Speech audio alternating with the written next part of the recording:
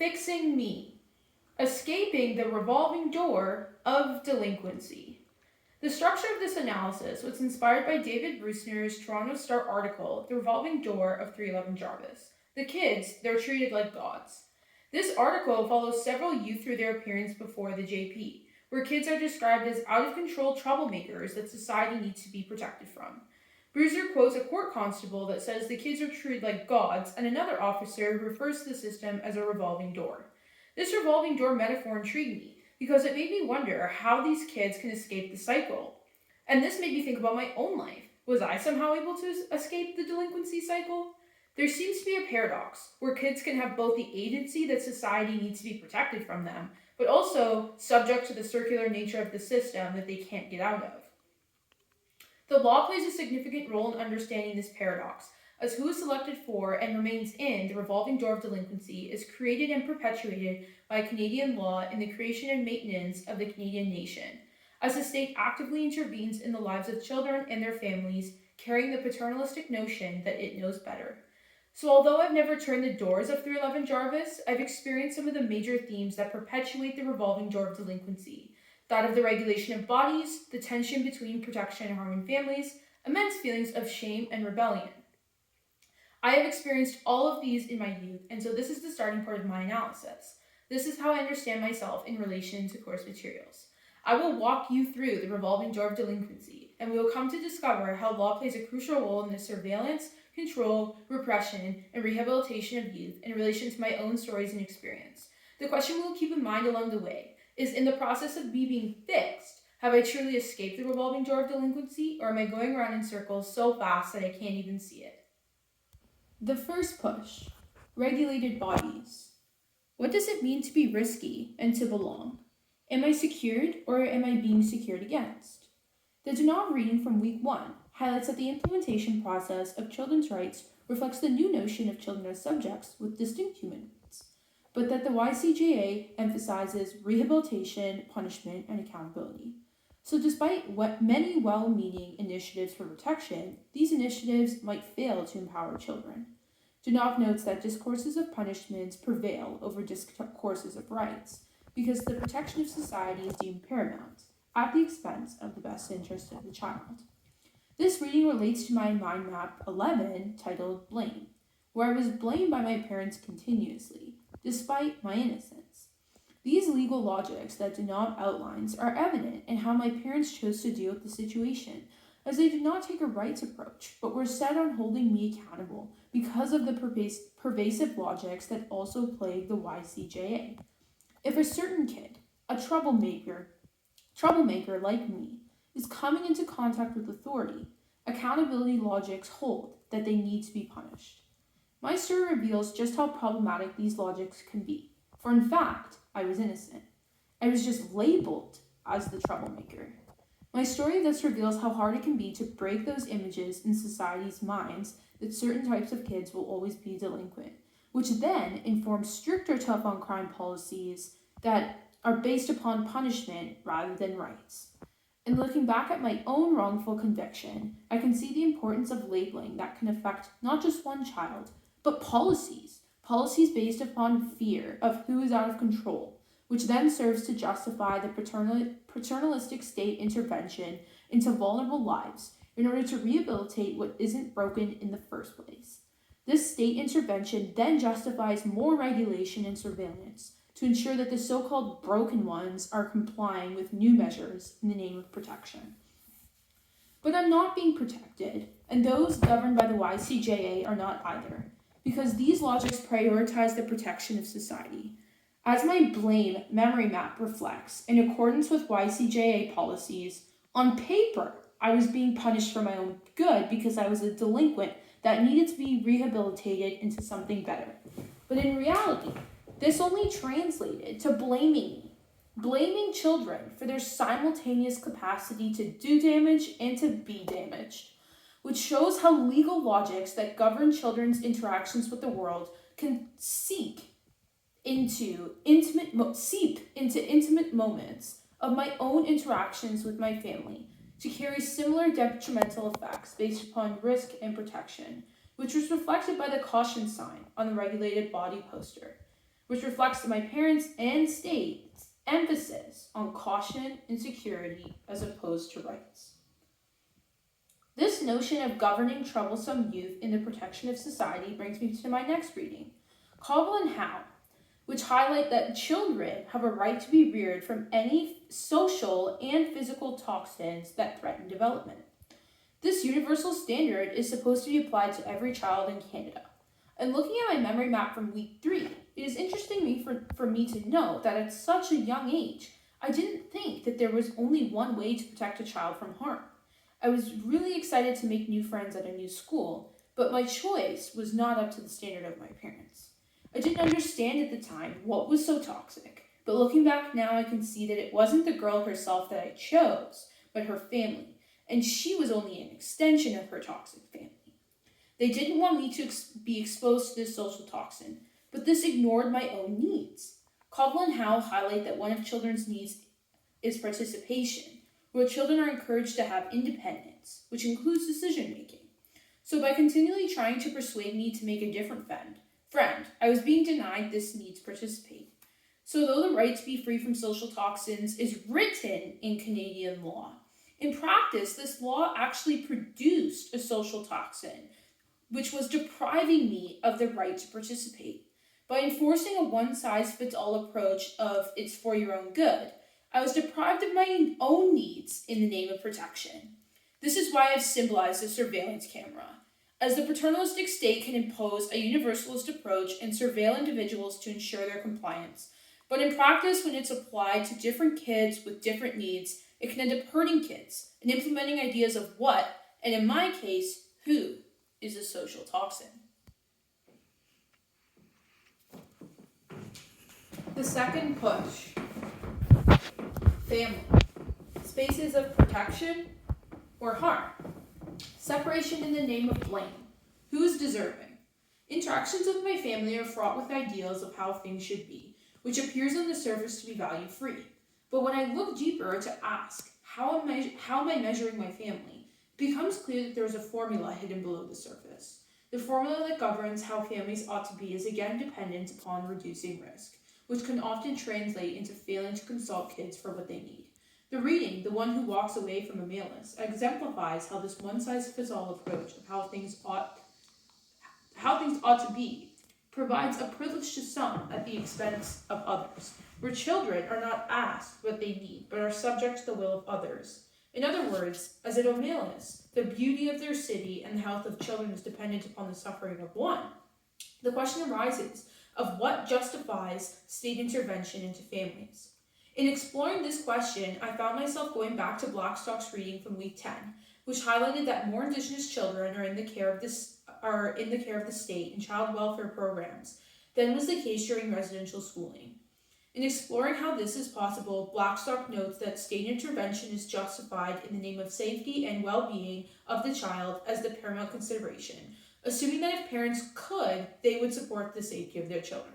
Due to these logics, as Indigenous children are twice as likely to be neglected due to systemic issues of poverty, poor housing, and substance abuse, it may seem logical that Indigenous children are overrepresented in the child welfare system. But there is a significant difference between Indigenous and non-Indigenous peoples when it comes to dealing with children at risk, as state interventions do not actually consider or change the factors contributing to the risk of the child, and Indigenous peoples believe that parents should only be accountable for things they can change, and society is then compelled to work with families to deal with factors outside of individuals' control. So despite the Canadian nation supposedly being built on the rule of law, it is clear that many families are being destroyed in a targeted manner because they are being blamed for systemic issues that are outside of their control in the name of safety. Indigenous children are... So while in O'Malley's, it is easier for me to see that some benefits from law that protect privilege at the expense of the one child, it was harder for me to see my own responsibility in Indigenous children and families suffering due to settler laws, which I enjoyed the privilege of at their expense. My mind maps from week 5, 8, and 10 all reflect upon the beautiful moments that I have shared with my family that have not been interrupted by the state. Throughout all of these maps, we have been able to move through tough moments of our lives together. It is difficult for me to imagine what it would have been like without each other. For example, In my mind map from week 10, even as a child, I was able to provide comfort and love to a family member that was suffering a miscarriage. Even though I didn't fully understand what was going on at the time, I could be there for her. Reading Blackstock's work makes me wonder how many Indigenous children could not be there for their families and vice versa because systemic problems label them as risky. These maps have shown me that it's not just parents that teach and support kids, but kids teach and support adults too. For all of those Indigenous families that are separated at such drastic rates, both children and parents, entire family units are hurting and suffering trauma because of justified state intervention based on notions of familial risk, which fails to address the roots of the problem. This is why I have the Canadian leaf on my family poster, to signify how the Canadian nation has built and continues to build a colonial legacy that destroys Indigenous families in the process in the name of child welfare in the colonial formula of helping those that are damaged. In a similar vein, I have symbolized the first aid kit and the equal to sign to signify that the law aids certain individuals according to how they measure up to colonial standards, ignoring the trauma of separation in the name of care. In looking at memory maps 5 and 8, my stories reflect that I think of my families as deserving, even when I might be looking up family members that to the dislike of my parents or caring deeply about them when they hurt me during family game night in map 8. No matter what I thought, I always thought that my family had the right to tell their own stories. I was never ashamed to talk with them or about them. This is a stark contrast to Phillips and Gates' work, who discuss the stigmatization of children's parents who were incarcerated. They note that the process of stigmatization can depend upon some factors being more noticeable than others, which then serves only to justify more surveillance and more state imposition, depending upon how noticeable these processes are. Phillips and Gates also note that unlike situations where children lose their parents, such as divorce, there are no rituals of support to help children cope. As I reflected in my mind map during week 5, I really related to this, as I also felt in my childhood that there was no coping mechanism in place for me to mourn the loss of my family members. Though they were not my parents, I was not allowed to meet them because they had been to prison, something that my parents were very ashamed of and never asked what I needed. Thus, my mind maps and Phillips and Gates readings have highlighted how children's lives can be disrupted by the state with little attention to what children need. In maps 5 and 8, I reflect on how much it hurt me to not be seen and heard by those that were supposed to be there for me the most. So while I cannot understand the pain of losing a parent to state intervention, I can understand the great pain that comes with not being heard as an individual with my own rights and needs. So the law is designed to help children and remove them from dangerous and risky places in the name of protection. In practice, it ends up producing a culture that ignores children's ability to communicate their own needs and connect with their families. Though the protection of children certainly needs to be a concern, in practice children are being separated by the colonial state from their families and are being blamed for larger systemic issues in the name of aid. So is my family a space of protection or harm? The answer is it can be a space of both. But that doesn't justify the imposition of the paternalistic state.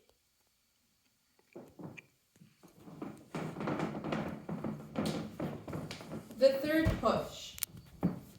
Shame.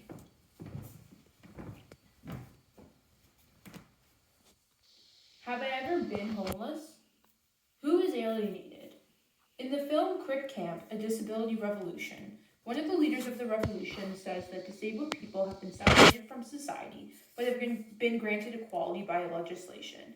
She voices concern about this, as she doesn't want to be separate but equal, but integrated, and not feel shame for who she is as a disabled person.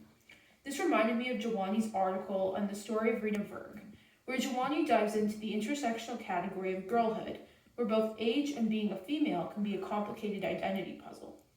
She highlights that racialized girls in particular have an even more complicated identity puzzle, as racialized girls often internalize and dominant values that require them to reject themselves. So there's this tension between choice and consent, as multiple minority statuses cause Rena to experience the internal battle of not wanting to paint her community in a negative light, while also internalizing negative messages about herself. Rena's story thus brings to the forefront how discourses of shame can be layered and suffocating, and the media in Rena's case erased all these layers of shame and race in order to reshape the mythology that Rena's murder was not a Canadian problem but of children in general. The story was told and retold through a politics of pity, that she was killed because she failed to fit in. Yet none of the media questioned the ideals in the first place, which only served to harden the structures against those who are othered. In relation to my own memory map, I connected very closely to Rena's story, as I feel that I've often watched others be alienated and told they don't belong from the sidelines, and I didn't even realize it. In memory map from week 6, named Misfit, I recalled a memory of observing a racialized girl who was alienated and deprived of her dignity simply because she was different. There are many similarities between this girl who was called a misfit and Rena, and I didn't even realize how layered her shame was of her intersectional identity, and that she was suffering the tension of being herself and fitting in with the ideals that she could never measure up to. Looking back now, I see that I played a part in layering her shame by not telling her that I saw her. I contributed to her feeling less than. I too have experienced the immense shame of not fitting in with the ideal, which I reflected on in my memory map from week 9 on dreams, in which I internalized expectations of others and felt immense shame for not matching up to them. Due to my intersectional position as a white middle-class female, I felt shame for not living up to the ideals and expectations that those around me and my family and community had formed. I remember feeling helpless and robbed of my dignity because people didn't see me for who I truly was. My worth was only attached to me keeping up with certain standards.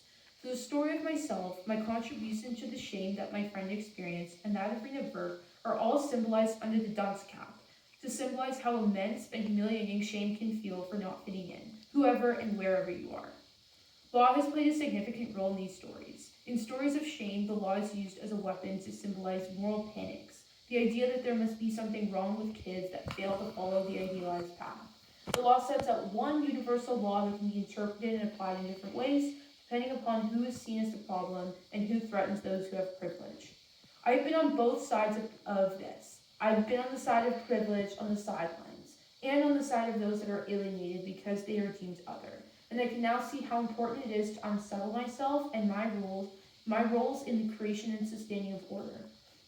The law has been written on the books to apply universally, but can be used as a weapon to punish difference and justify violence, especially when applying to youth who are so vulnerable to the categorization of other. And this brings me to my next reading by Miners, who highlighted that criminal justice institutions and its associated carceral institutions continually redefine who qualifies as a child, which is never merely a neutral representation. The author argues that the child is a flexible signifier, which can mask much larger processes, and thus not everyone benefits from this categorization, as some are excluded from the categories of childhood altogether. The category of the child can mask transactions that ultimately decide who has access to innocence and full humanity, which serves to support the idea that juveniles need protection. When I ask who benefits from this flexible signifier of the child in my memory maps, I see that I did not benefit from the signifier of being a child and the innocence that came with it. In fact, it was this very assumption that I was only an innocent child that led to my family shaming me for my ideas in memory map from week 7. It is interesting to note that families can use this flexible signifier to mask larger processes. For example, in my mind map, my family is uncomfortable with the topic that I raised, and perhaps utilizing this signifier as a child was a way to avoid having this difficult conversation. These categories of childhood are not just categories of innocence, but can be used to shape who has access to full humanity. This is again reflected by my memory map entitled Misfit, where a girl in my class is told by a classmate that he hopes her food kills her solely because she was different. Perhaps it is the case that kids themselves mobilize these conceptions of childhood as less than, to justify bullying behaviors that deprive youth of their humanity. On my shame poster, an alien symbolizes both this ability to use the child as a flexible signifier and the ability to use the child to mark differences that are not entitled to humanity or dignity. The reading The Benevolent of Policing of Social Work and Mental Health by Khadija Kanji reveals the violence of normal by highlighting that normal is socially determined, causing pathologies to shift over time and place, pointing to the fact that homosexuality was once a diagnosis. So what is normal now? It is noted that a white, Western, cisgender, straight male, capitalist subjectivity is normal, while not normal is thus somehow developmentally delayed or incomplete. So normal is overwhelmingly defined in relation to capitalist utility, which is marked by independence, a willingness to work even to the point of self-destruction, the author notes. And in legitimizing and enforcing this normally, when the status quo is violent, whether that means homelessness or food insecurity, more violence is produced and more policing is required to stabilize that violence. This reading spoke to me in relation to my map from week 9, because when I deviated from the Western norm that the author described, I felt homeless. And when that violence ensued, that only brought more policing into my life. I felt like my worth was measured by my utility, even as a child. And since I couldn't measure up to the norm, I always felt less than, which is why I symbolized the less than symbol on my poster. In summary, across all readings of shame and my mind maps, one pattern emerges. The flexibility to use law and legal logics to conceal the differences. The differences are created and based upon formulas to alienate, shame, and to other. Though the law in theory is supposed to apply equally and to protect all, in practice it has been utilized as a weapon to structurally shame individuals and label them unworthy of protection because they don't fit in with the standards. And while the standards continue to go unquestioned, the violence continues, which only perpetuates more surveillance.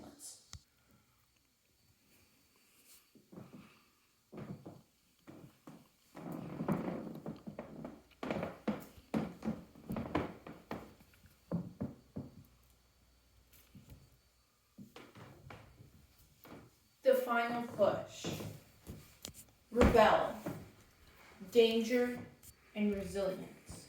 Both Simpson and Deleuze's work hold that children always have agency and influence, and that we should focus on strength, resilience, and the survival of resilient children that have lived through the colonial violence of settler legal laws and residential schools. These authors argue that we should not see Indigenous peoples as less than or victims, but we should engage in a non-deficit analysis, despite many people being socialized into believing that Indigenous peoples somehow needed this assimilation because they were somehow lacking. Thus, a perspective shift is needed because Indigenous kids survived to tell the story of Indigenous resilience. When looking at how Indigenous peoples were deemed as less than, it is crucial to note that Euro-colonial discourses characterized Indigenous peoples as children-like and thus in need of management. The colonial violence of the settler legal system has been used to facilitate this notion of management through land acquisition and disconnection. Deleuze and Simpson highlight that despite the tale told by these colonial logics, Indigenous children never asked for or needed to be managed. Colonialism is thus strategic and effective because it is flexible and adaptable, just like the symbol of the child, and it changes over time. Simpson highlights that though colonialism has managed Indigenous peoples and their lands through the use of law as a tool to disconnect Indigenous peoples from their ways of knowing and being tied to the land means being tied to resistance that is often unwritten and unseen, as resistance takes place on the land. So this story provided by both Simpson and Deleuze brings me an important reminder that the attack on Indigenous knowledge systems is not necessarily seen or heard by me. And though I might never be able to understand this violence as a white settler, I can play a role in prioritizing resilience and strength. In relation to my own memory maps, this is something that I was even doing as a child. In my memory map from week 2, where I rebelled against an authority member who I didn't think was treating me with dignity, I too rebelled subtly, even if this authority figure didn't notice. I fought, I resisted, I was resilient. So though the fight may not be seen, the fight is crucial. The fight itself can play a role in strengthening and fostering one's agency and lifestyle. And so this resilience is what I must prioritize first when looking at my own struggles and those challenges that others fight every single day. And though resilience might be tough to pin down and see, every single instance of resilience is an instance of blossoming and growth. And this is why I've symbolized the flower to represent resilience and growth that both I as a child and Indigenous peoples have continued to fight for. But the question remains, what differentiates resilience and strength and rebellion that needs to be punished? The Rimbalski reading, I Believe That We Will Win, Youth Activist Pedagogies, paints a bright picture for youth who are rebelling scholars. The author highlights that young people in this study were both scholars and teachers. Their discussions of leadership revealed that they were able to be agents in their own lives, despite being called limited adolescents. These young scholars were able to overcome many barriers. They resisted hierarchies by designing opportunities for collective work and valued multiple perspectives. The author highlights that this was not easy. The school constrained many activities and visions, but the activists pushed on. In Memory Map 2, I certainly relate to Rimbalski's, Deleuze, and Simpson's readings, where feelings of strength and resilience for standing up against authority and fighting for my own dignity were really important to me. But looking back on history paints a slightly bleaker picture. Though kids certainly have the agency to make change, Wolston's work highlights that the different ways that resistance and resilience can be perceived and challenged to place children in further positions of risk and delinquency than they were in before. In Wolston's work, the author highlights that the majority of girls confronted by the Canadian juvenile justice system resisted their disposition as delinquents and resisted attempts of sterilization. And while this resistance is truly a feat of strength that can be hard to see from the outside, on the inside, these institutions, the girls actually committed more violence and were seen as more risky than they were before they entered the institution. So thus, as a result of being in these institutions, girls resisted and rebelled, and this served as a justification for more violence, and the cycle keeps on turning. So in this case, rebellion can be a means for placing one back into the revolving door. But the girls rebelled anyways. In both maps from week 2 and 4, I can relate to this notion of resistance. Specifically in the map from week 4, where I discussed stealing chocolates from an open bag in the grocery store. I resisted against the security guard and felt more scared and more like a suspect for weeks on end. I was made to feel more of a delinquent than I could ever imagine myself. And this makes me wonder how my life could have perpetuated a cycle of violence had the situation escalated, all over simple chocolates. So the question remains then, can rebellion and resistance lift youth out of the revolving door of delinquency, or does it only spin them around faster? This is why I've drawn the symbol of an empowering fist in handcuffs, because though youth can have agency and can push back against authority and law and make change, as I did, is it perhaps the case that we are always somewhat handcuffed down to the revolving door of delinquency? So let's walk through those doors one last time. In the process of fixing me, I have been a regulated body. I have been a troubled delinquent, both secured against and in need of security.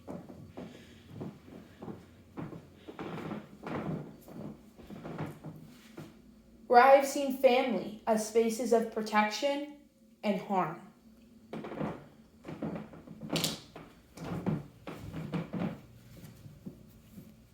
Where I have felt shame and my worth has been contingent on and reduced to. Where I have not been heard, seen, or valued. Homeless.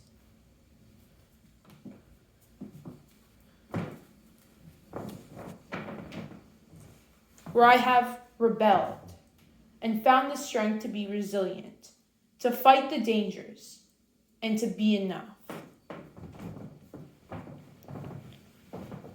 All within the paternalistic state. But where has this led me? Have I been fixed?